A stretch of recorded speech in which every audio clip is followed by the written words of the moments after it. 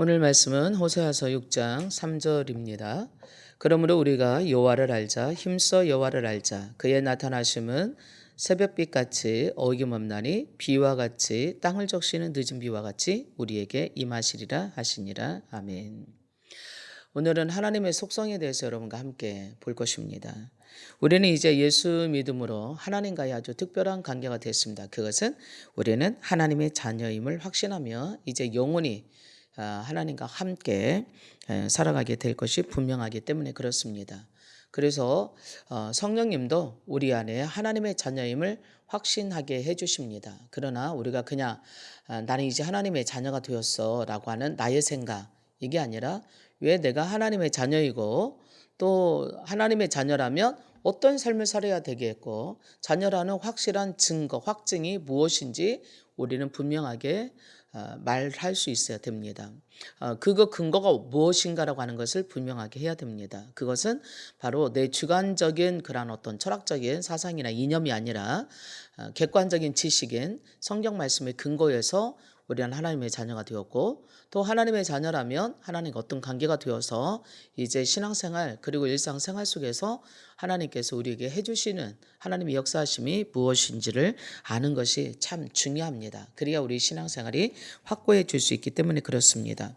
우리가 그리스도인이 되었다는 얘기는 이미 하나님을 알고 있다는 얘기입니다. 그리고 하나님의 자녀가 되었다는 얘기고 우리 신앙생활 중심에 하나님이 이미 와 계시고 그래서 그 하나님과 함께 동행하고 살아가고 있습니다. 그래서 하나님의 자녀들은 뭔가 세상 사람들과 하나님의 자녀가 아닌 사람들과 다를 수밖에 없습니다. 그 얘기는 하나님의 속성을 가지고 하나님의 자녀로 다시 태어났기 때문에 그렇습니다. 그래서 하나님의 자녀는 하나님의 속성을 나타내고 살아감으로 인하여서 하나님의 자녀인 것이 증명되기도 하기도 합니다. 우리가 구원받았을 때에 내가 진짜 구원받았다고 하는 증거는 성경이 토대가 되는 것입니다. 우리가 하나님의 자녀이라는 사실은 어떤 것으로 근거해서 내가 하나님의 자녀로서 이런 삶을 살아가는 것인가, 성경에 근거할 뿐만 아니라 또 성령님이 우리를 우리 안에서 도와주셔서 성령이 증언해 주시고 그리고 또 공급해 주시고 도와주심으로 하나님의 자녀답게 하나님의 백성으로서 살아갈 수 있는 그러한 토대를 마련해 주십니다. 그리고 더 나아가서 하나님의 자녀가 된 사람들은 하나님의 생명으로 대체되고서 바꿔졌기 때문에 생활이 달라지는 것입니다.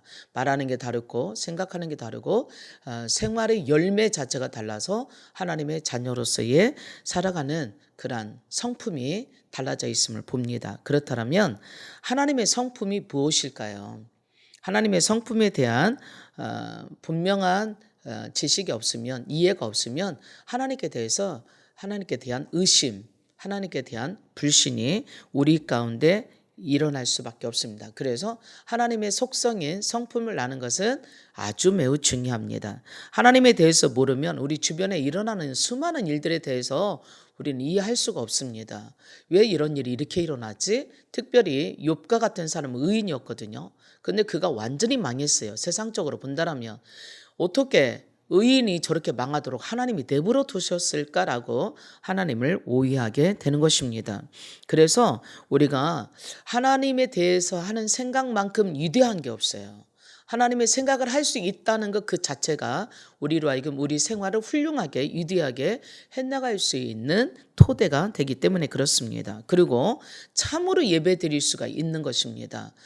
모든 예배의 대상은 우리가 바르게 할 때 예배를 바르게 드리고 살아갈 수 있기 때문에 그렇습니다. 그래서 호세아 선지자는요.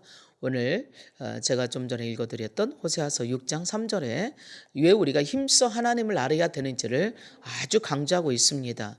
그래서 그 하나님은 인내하시고 또 제사를 원하시는 것이 아니라 하나님을 자신을 알기를 원하시는 것입니다. 우리가 하나님을 알아가는 데 있어서 때로는 방해가 되는 것이 있어요. 오해가 되는 게 있어요.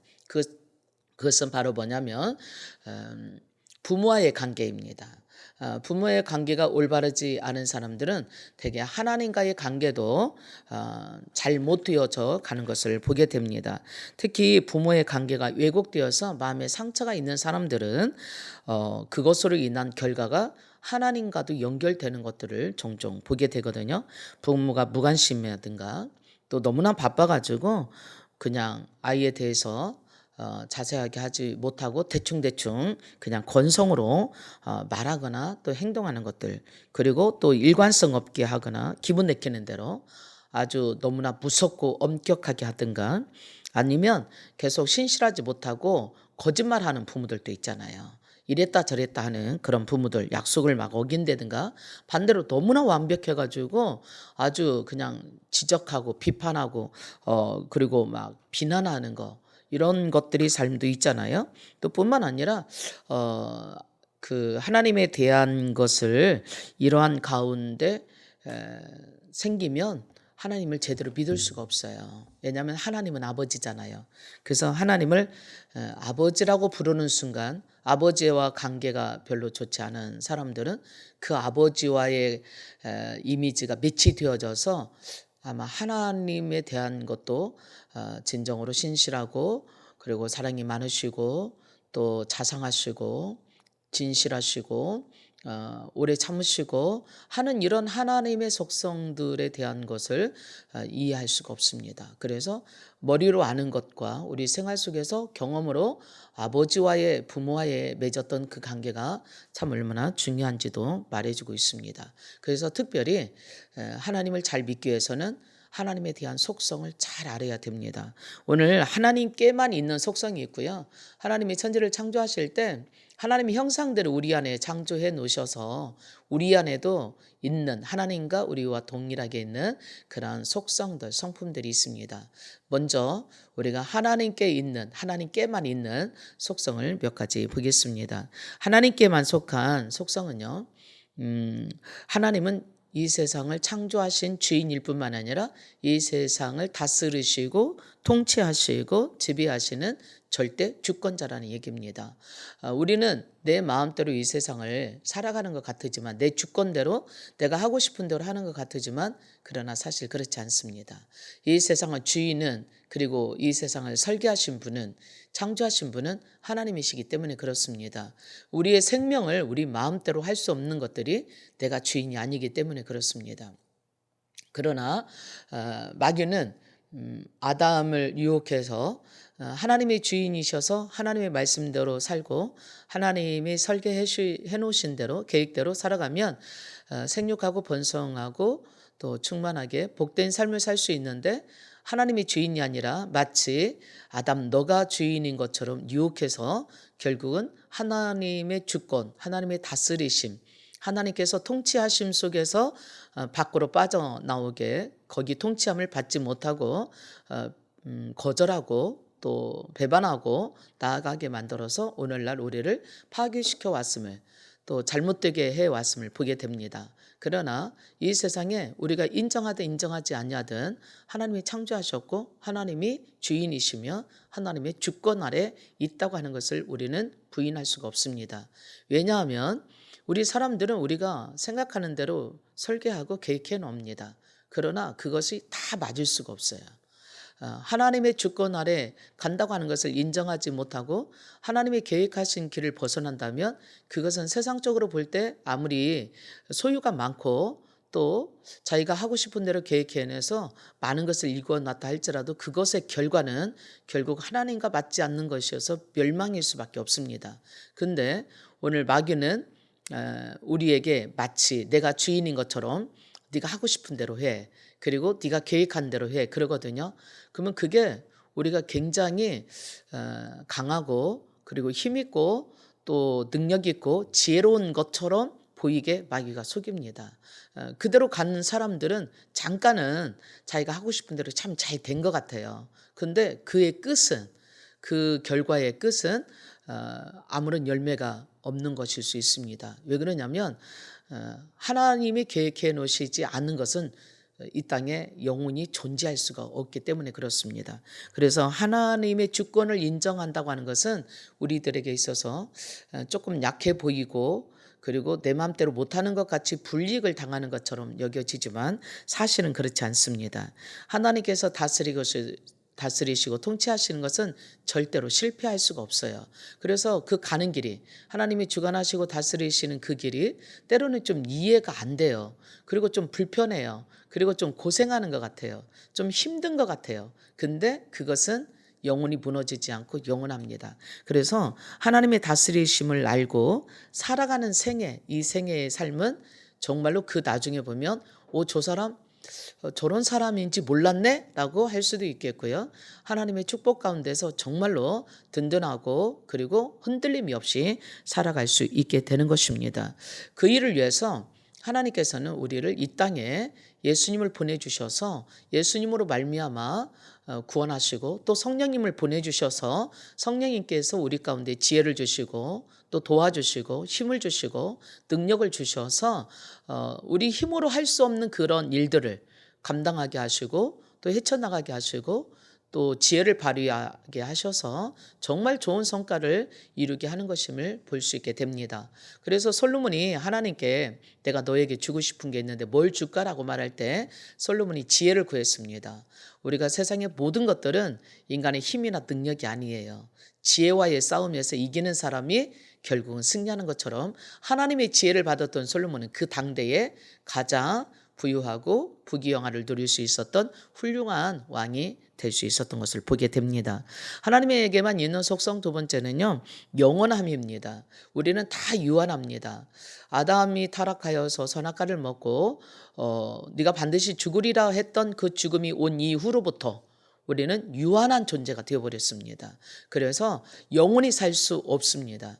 하나님께서는 아담을 창조하셨을 때에 생명, 영생할 수 있는 생명을 주셨는데 타락함으로 인해서 그 영원한 생명을 잊어버렸습니다. 그리고는 유한한 존재로 살아갈 수밖에 없게 되었습니다. 그러나 하나님께서는 영원하십니다. 어제나 오늘이나 영원토록 동일하신 분이시지요.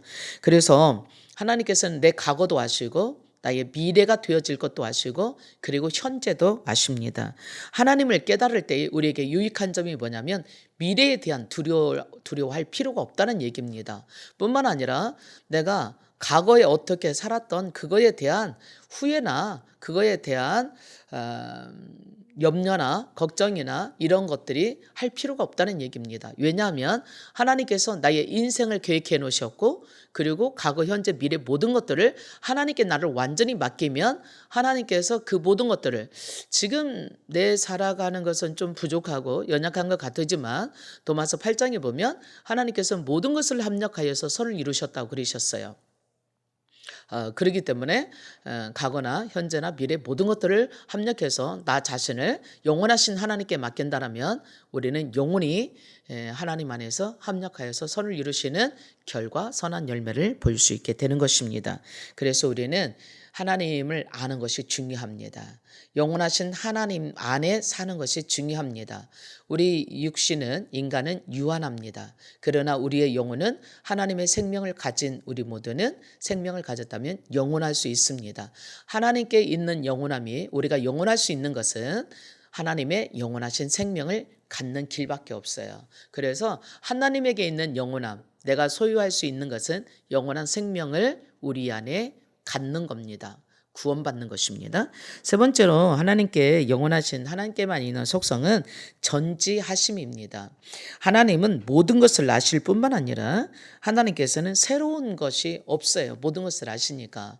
하나님이 창조해 놓으셨고 처음부터 그리고 지금도 통치하시고 그리고 장래 일도 모든 것을 계획하시고 이루어 가시는 하나님 안에서 이루어지고 하나님 안에서 모든 것들이 세워져 가기 때문에 그렇습니다. 우리는 내일 일을 몰라요.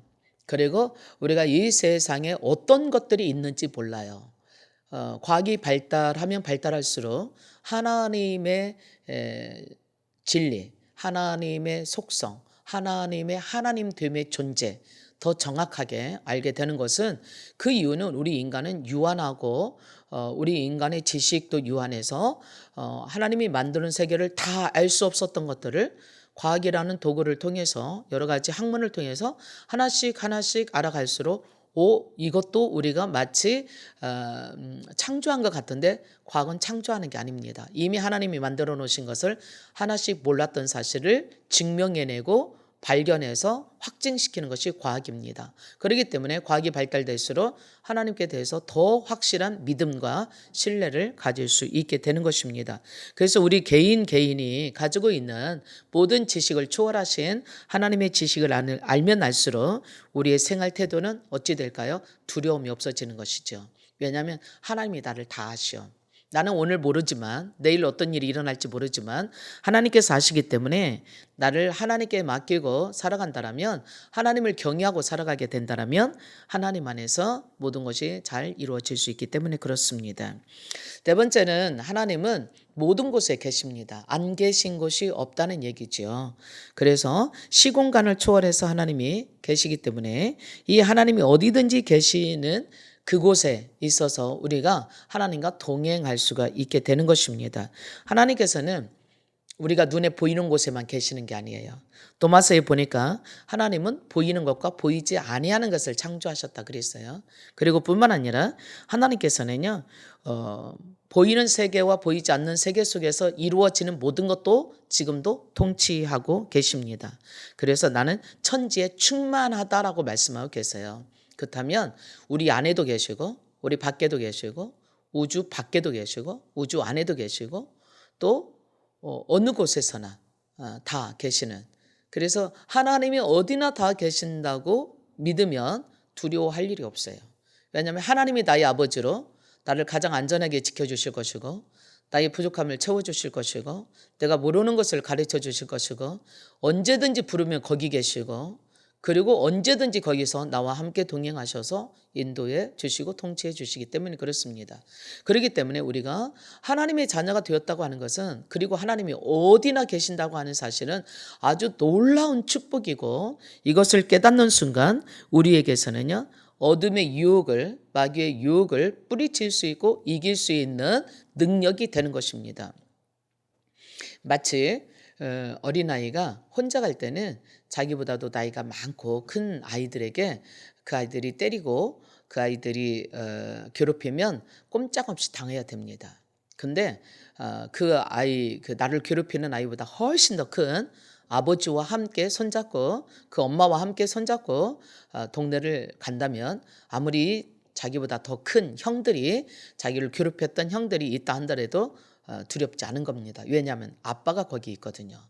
그 형을 혼내줄 수 있는, 그 형의 능력을 능가하는 더 훨씬 큰 나의 엄마 아빠가 거기 있기 때문에, 나를 보호해주고 나를 대신해주고 지켜줄 부모가 거기 있기 때문에 이 아이는 부모가 있는 한은 항상 담대하고 그리고 항상 의젓할 수 있습니다. 두려워하지 않을 수 있습니다. 마찬가지로 이 세상을 창조하시고 이 세상에 있는 그 어떤 것보다 크신 하나님이 나와 항상 같이 동행하고 계시고 나를 도와주시고 또 나를 지켜주신다면 내가 어떤 일을 만나든 그리고 어디를 가든 무슨 일을 하든 우리는 두려워하지 않을 수 있습니다. 때로는 나에게 가진 것이 없어도, 때로는 내가 아는 것이 없어도 그냥 하나님 부르면 되는 거예요.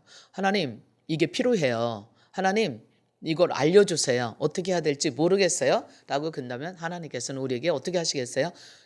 성령을 통해서 우리에게 그때그때마다 가르쳐 주시고 또 능력 주시고 또 힘을 주시는, 그래서 사도 바울은 빌립보서 4장에 13절에 그런 말씀 하셨어요. 내게 능력 주시는 자 안에서 내가 모든 것을 할 수 있다고. 우리 인간이 어떻게 모든 것을 다 할 수 있겠어요? 우리 못합니다. 그러나 능력 주시는 하나님이 계시기 때문에 그 하나님 안에서, 전제 조건이죠, 우리가 모든 것을 할 수 있다는 것은, 그냥 내가 모든 것을 할 수 있어 그러면 거짓말이 될 거예요.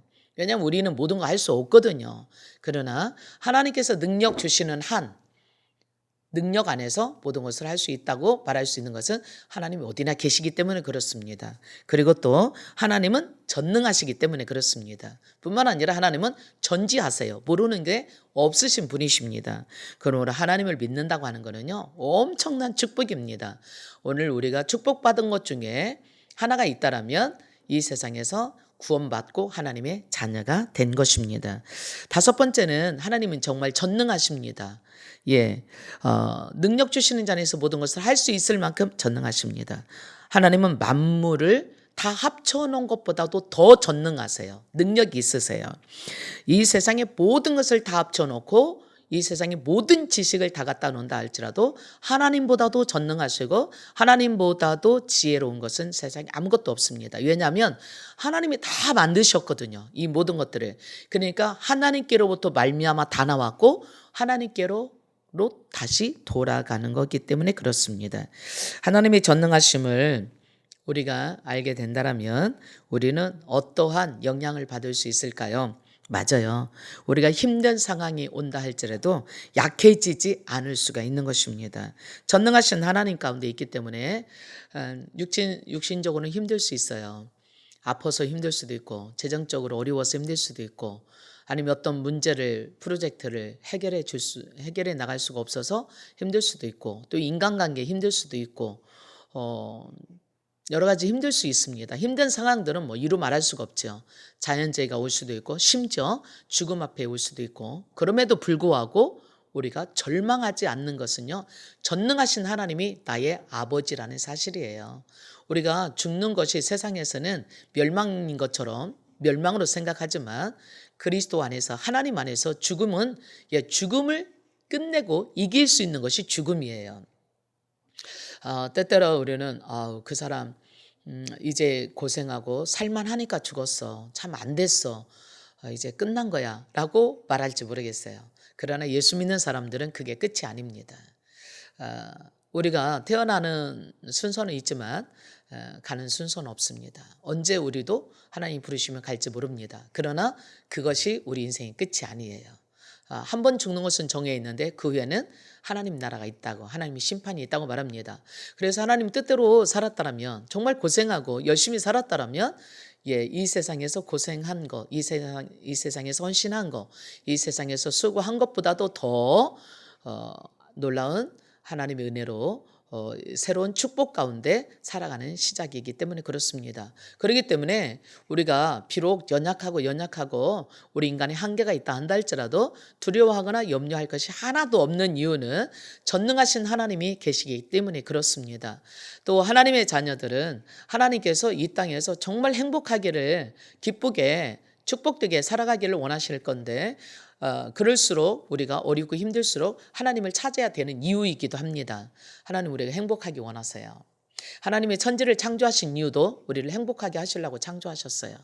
그리고 생육하고 번성하고 땅에 충만하라고 말씀하신 이유도 거기 있습니다.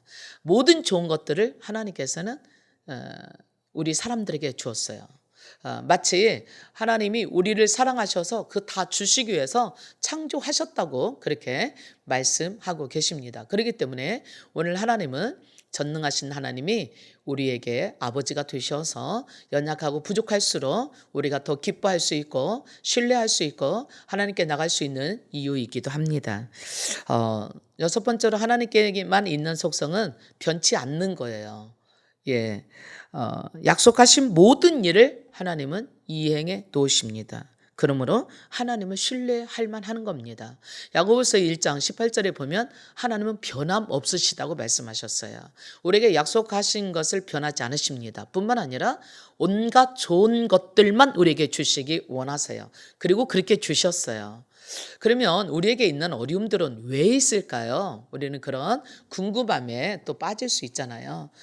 그러나 그런 어려움들은 우리가 하나님을 떠났거나 아니면 하나님이 우리를 더 강하고 능력 있는 사람으로 살게 하기 위해서 우리를 훈련하시기 위한 것이거나 둘 중에 하나라고 생각합니다.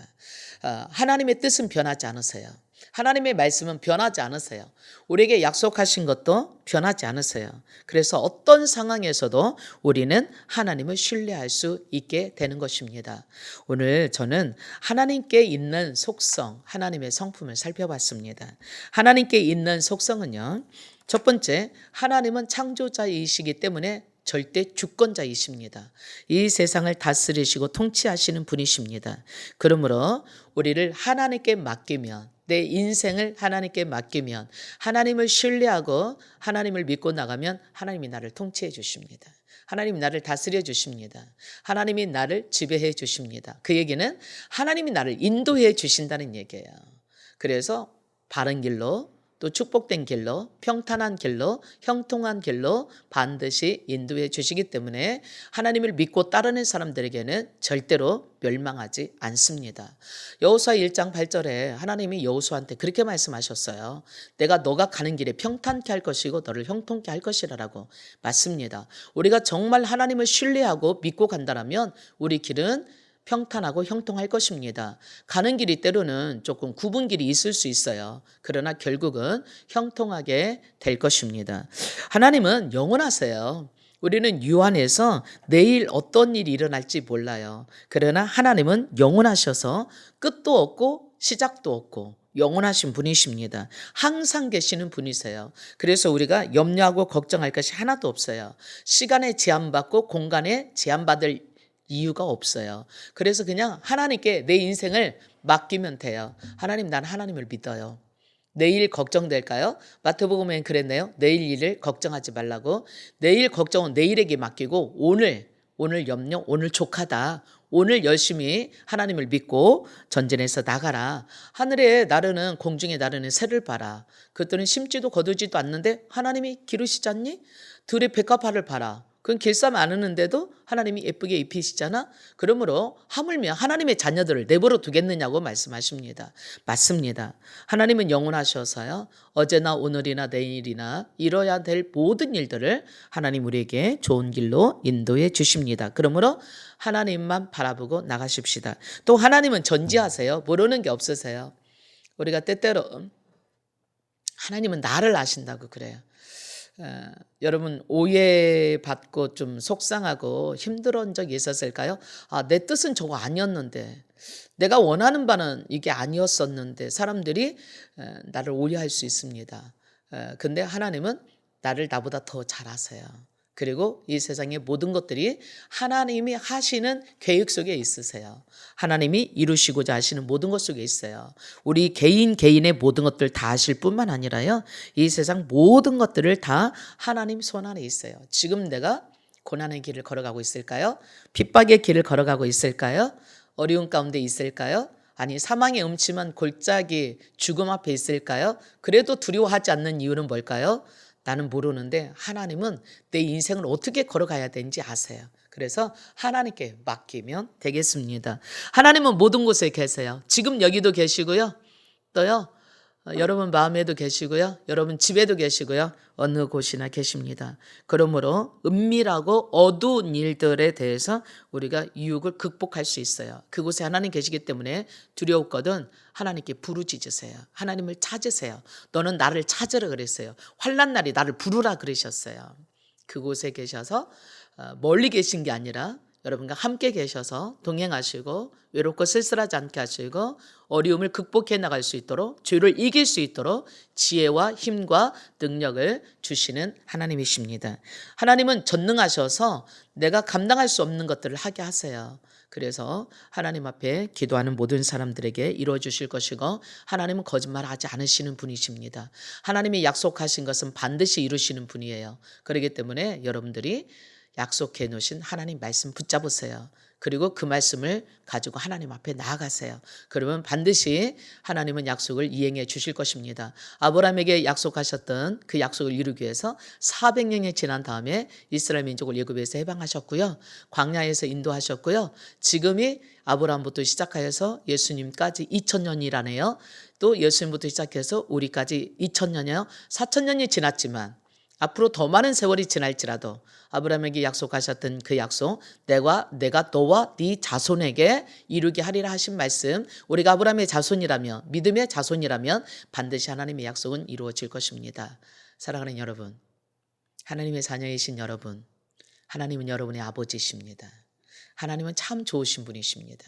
하나님은 선하신 분이십니다.